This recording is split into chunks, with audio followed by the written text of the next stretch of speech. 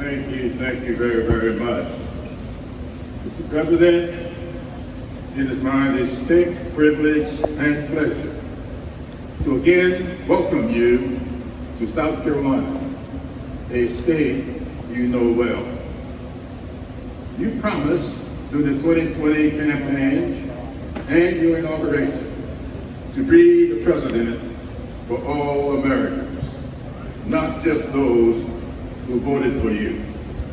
Your administration's record of delivering for this great state is a testament to your fulfillment of that promise. Your commitment to building bridges goes beyond just political divides. Last week in Chicago, you said, "I believe every American willing to work should be able to say where they grew up and stay where they grew up." That's Bidenomics. For far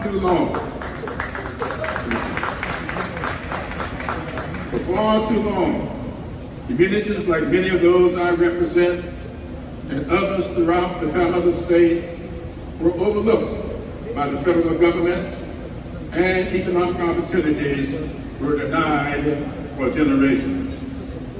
Your policies, Mr. President, demonstrate that you understand that we must make America's greatness accessible and affordable for everyone, everywhere. Bidenomics is delivering in every corner of South Carolina, not just communities that were already prospering.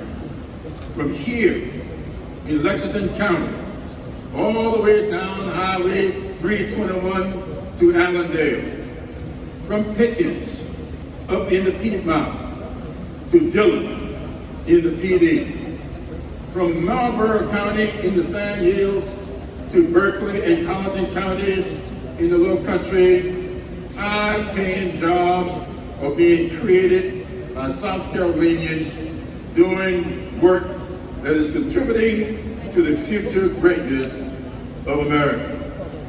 That's what Bidenomics is all about. Thanks to Bidenomics, South Carolina communities will no longer be left out of the digital world, but instead, every single residence and business in South Carolina will have broadband access within the next 3 years.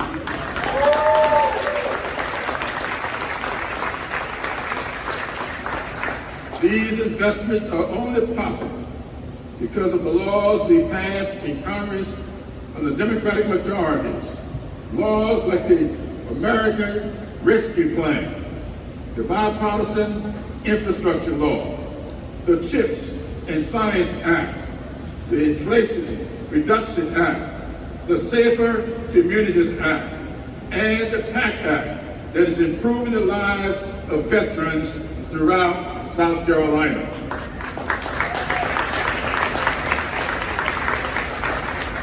And none of my South Carolina colleagues voted for any of them, even though some of them are now trying to take credit for the benefits their constituents are enjoying. I can understand why they want to take credit. Bidenomics is good for their constituents.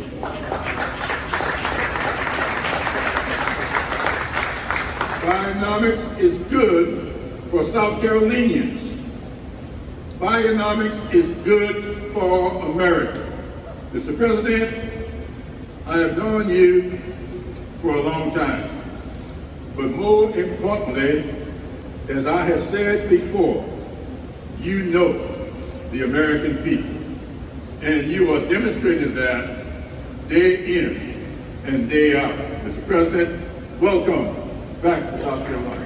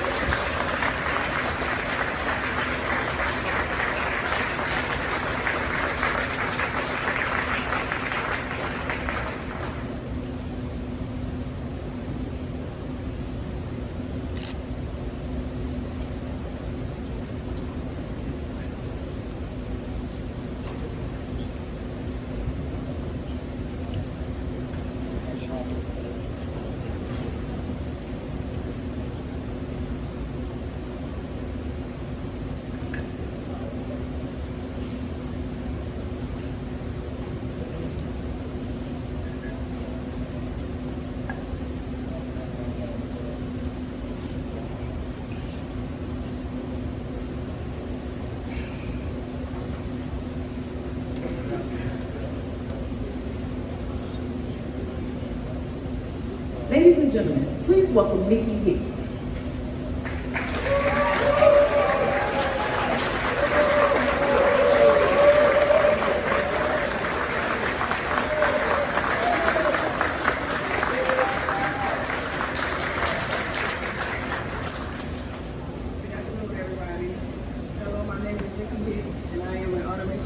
Here at Flex, and I'm honored to represent the Flex employees here today. I'm a new mother with a happy, healthy 2-month-old baby boy. I grew up in the Georgetown, South Carolina area. After graduating high school in 2009, I moved to Columbia to look for work and start my career. During that time, I held various jobs working in retail, elder care. I wanted more for myself, so I started to look for other opportunities. I joined Flex through a temp agency in 2015. I became core Flex employee in 2019. Today I am an automation technician. I'm learning how to read schematics, troubleshoot when there are issues, and improve my communication skills. With the new Enphase production line, I am focused on ramping up production. Now, being a female automation engineer is unusual, but I like that I am breaking new grounds and showing others they can do the same. My goal is to become a manager and run operations one day. I am also hopeful about the future. I believe I can continue my love of learning, advance my career, and support my family. I am grateful we have a president who understands these aspirations, a president who gets it, a president who cares and works about good paying jobs, and about families like mine. That is why I am honored today to introduce the President of the United States, Joe Biden.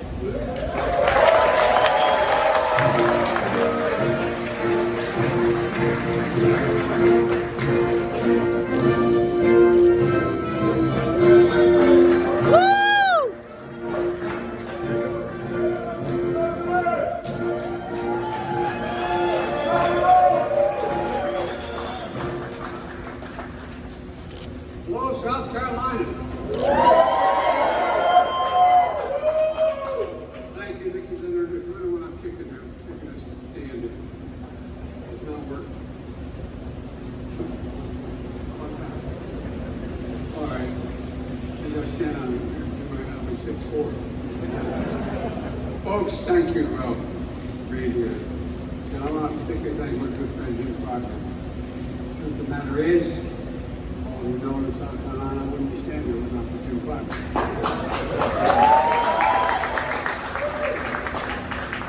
Jim has been one of the most consequential leaders in South Carolina history, mind you. He's tough, he's loyal, he's principled, and he let me, I'd like to tell you something. If he has your back, he always has your back.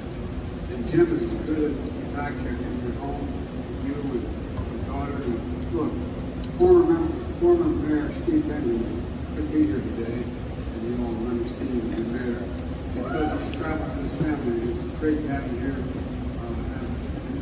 have him part of our team. But his mom and dad are here. By the way, have some sit down. I'm sorry. I once said, everybody take a seat. There were no seats. I said, Biden's so stupid he didn't know there were no seats. Anyway, also want to thank the leadership of Enphase and Flex for hosting us. You know, I'm here to talk about what we're doing to invest in America. I mean invest in America, all of America, starting here in South Carolina. I'm going to talk about the progress we made in building the economy from the middle out and the bottom up, not trickling down. When you build from the middle out to the bottom up, everybody does well. The wealthy still do very well. But that trickle-down economy, not a whole lot dropped on my dad's kitchen table growing up. It's all part of an economic vision for this country.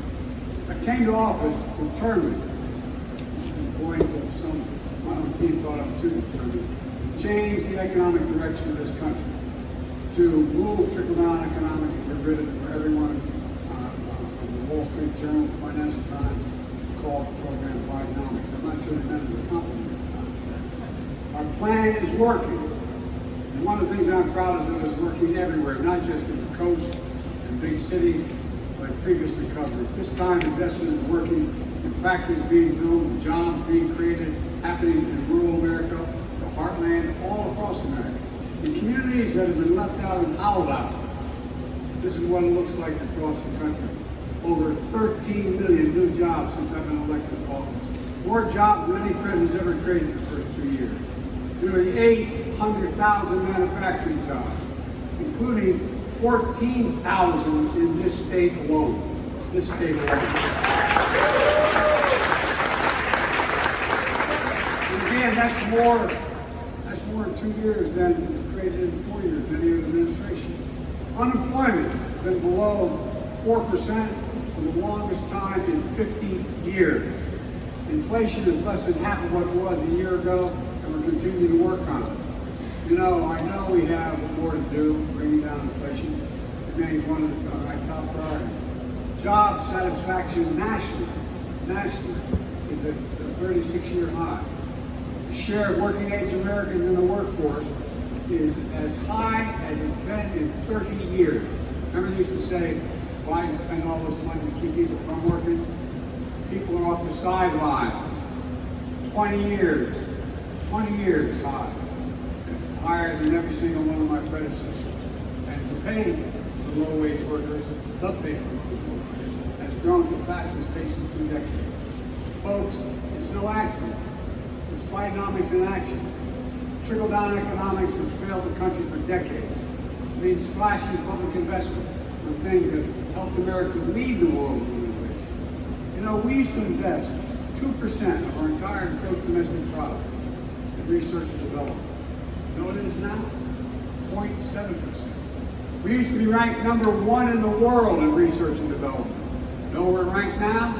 Number 9. China's number 8 a decade ago, and now China's number 2. And other countries are closing in fast. This is the United States of America, for God's sake. We used to have the best infrastructure in the world, rated number 1. Now we're rated number 13 in the world in infrastructure. How can you have the best economy in the world but not have the best infrastructure in the world? Under my predecessor, Infrastructure Week became a punchline. Every month, anyway, it's just not what we can do. On my watch, we're making infrastructure a decade headline. A decade. Yesterday, we announced that since I took office, we've attracted $500 billion, $497 billion of private investment in American manufacturing, both here and around the world. It's historic. It's Bidenomics in action. Instead of exporting jobs to cheaper labor costs, what we did for decades, we're creating jobs here and exporting American product, not jobs. That's the story here in South Carolina. Earlier, we heard the leadership of Enphase say that $60 billion they're invested in. Well, that's 1,800 jobs across the country. Up 600 permanent jobs right here in South Carolina. All a direct result of the so-called Inflation Reduction Act that wrote and passed. Well, that's legislation passed where so much money is coming in to make all this happen. By the way, parenthetically, I want you to hear about the deficit. Cut the deficit $1.7 trillion in 2 years. Nobody's ever done it. Cut the deficit. Generates income, it generates growth. Enphase first commercialized a component that converts solar energy into electricity. All that solar energy doesn't do a whole lot of good. You can't do it convert it into electricity. It's called, they invented a thing called a solar microinverter. Jobs that used to go to Mexico, India, Romania, and China are now coming home to South Carolina. Now Enphase is partnering with Flex to make these parts here in South Carolina.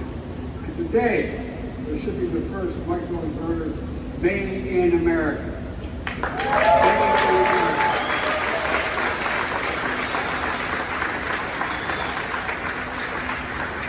The good news is 90% of these jobs require intelligence and don't require a college degree. And Flex is working with Midlands Technical College in Columbia to develop training and pathways so folks can get these jobs. Since I took office, we've seen over 60 domestic manufacturing announcements. all across the solar supply chain. One of the biggest is in Dalton, Georgia. You may find it hard to believe, but that's Marjorie Taylor Greene's district.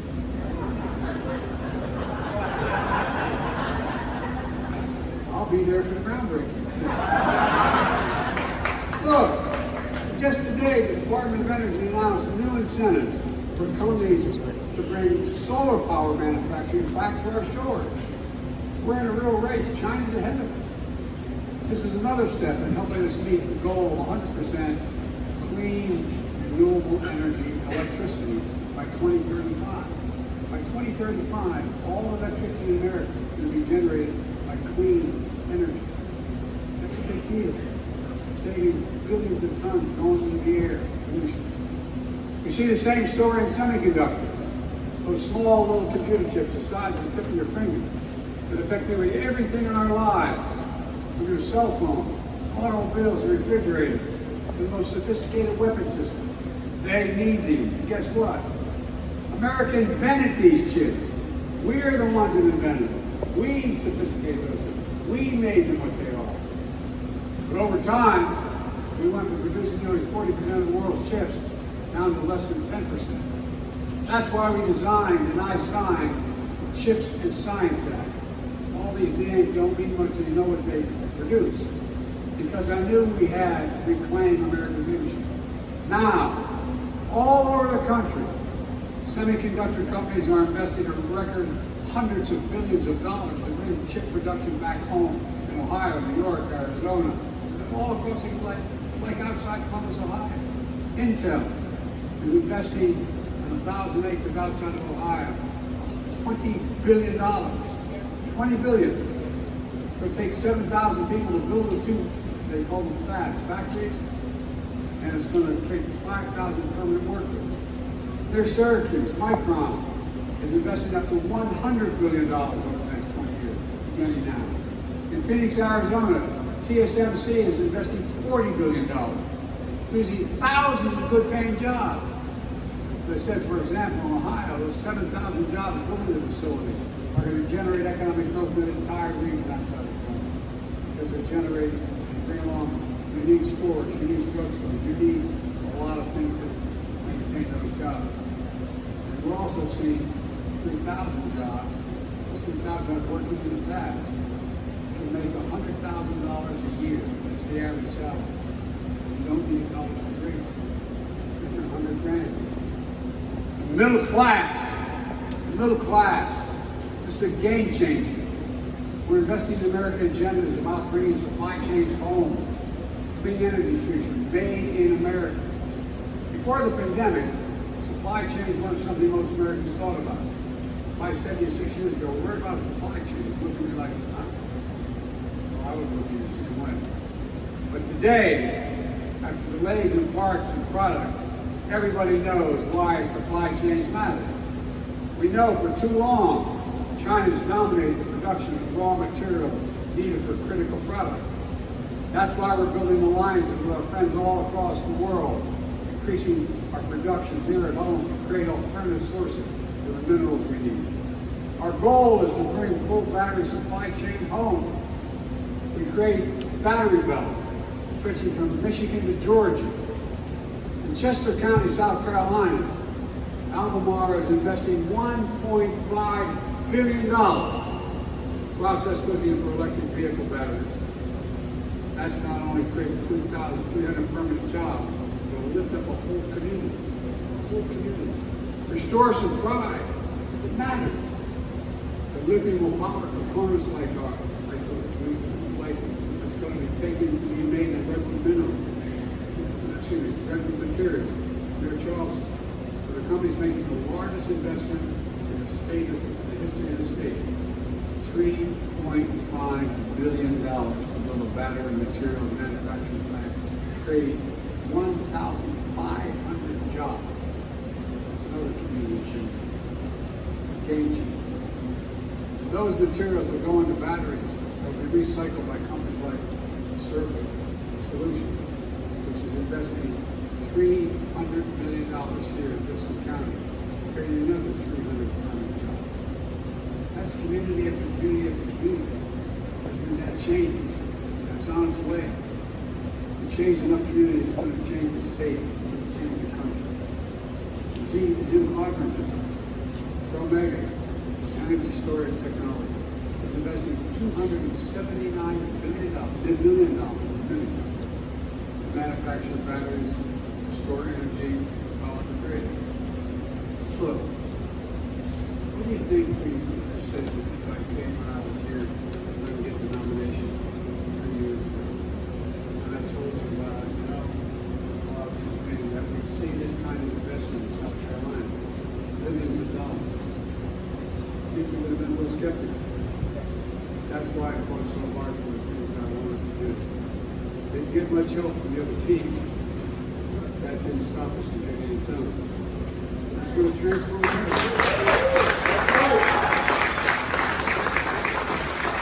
all told, since I signed the Inflation Reduction Act and the Chips and Science Act and the law, companies have announced $11 billion in manufacturing and clean energy investments just in South Carolina.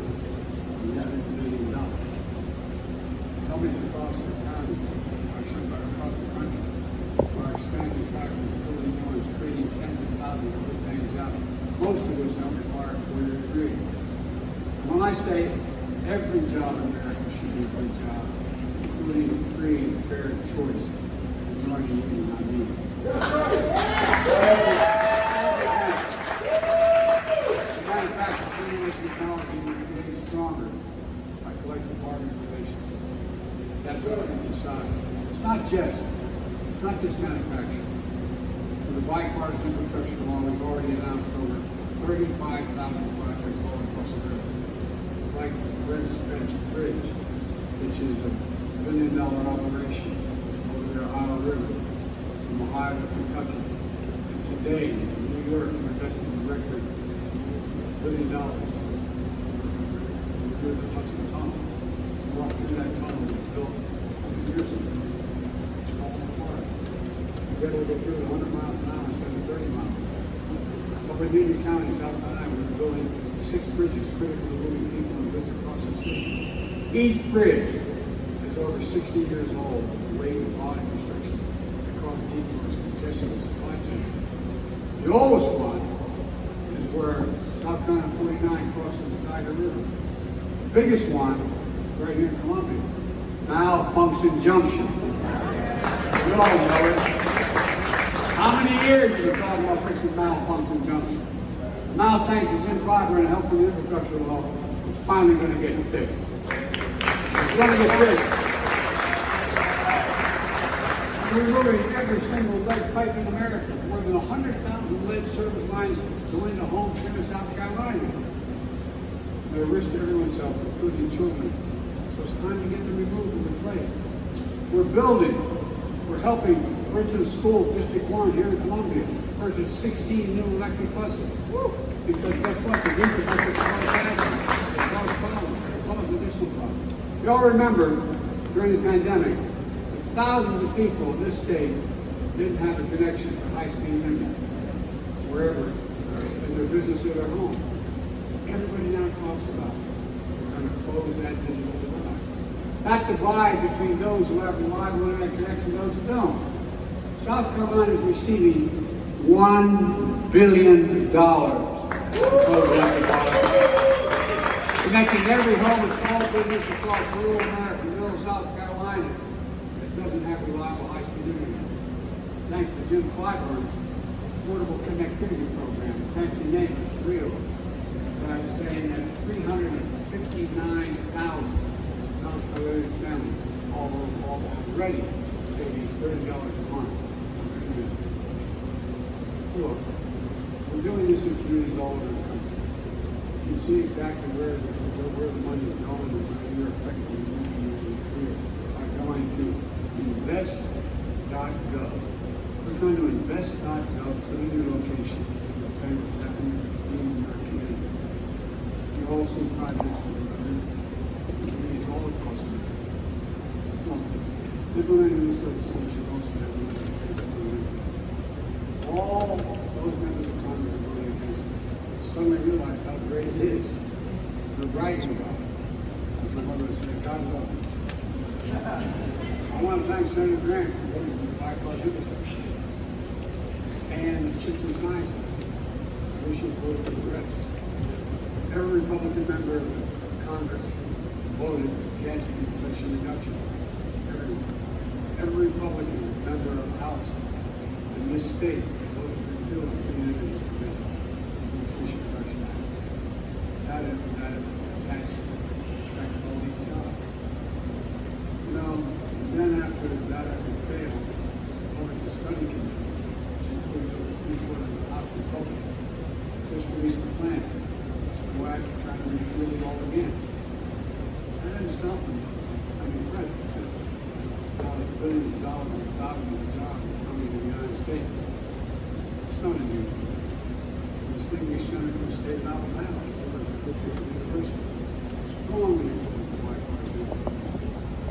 He's now hearing his aspects. He said, quote, "Great to see Alabama receive critical funds to boost ongoing broadband efforts." That's great. That's all right. One of those guys that grew up in conversion. Look, folks, on a very serious note, when I got elected, when I proposed these pieces of legislation, I made a commitment that I'd be present for all Americans, whether you're elected officials or representatives or not, all Americans, wherever you vote for me.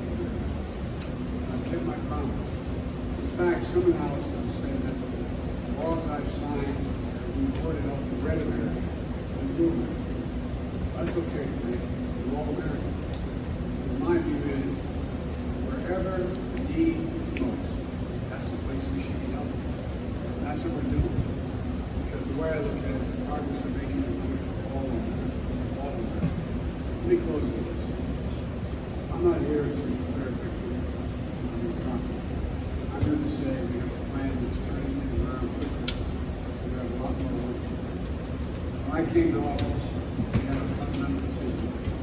Would we continue down the trickle-down economic path and policy that's failed us time and again? Accrue inequality. We saw jobs shipped overseas. Towns hollowed out. When I ran, I promised we would not continue down the trickle-down path. Here's a simple truth about trickle-down economics. It represented a moment when we walked away from how this country was built. Economics is just another way of saying destroying the American dream. 40 years of trickle-down limited the dream to come to the top. Well, I believe every American is going to work hard to get a good job, no matter where they live. Apartment, small town, every part of the country. To raise their kids with a good paycheck, keep their roots where they grew up. That's the American dream. My dad used to have an expression growing up in my world. He said, "Joey, your job's a lot more reputation. It's about your dignity. It's about respect. It's about being able to look your kid in the eye and say, honey, it's going to be okay in me." That's my purpose. It's rooted in what always worked best for this country. Investing in America. Because when you invest in our people, when you strengthen the middle class, when you see stronger economic growth that benefits everybody. I've long said, it's never been a good bet to bet against America. And I can honestly say it's never been. I've never been more optimistic about America's future. We just have to remember who we are, for God's sake. We're the United States of America.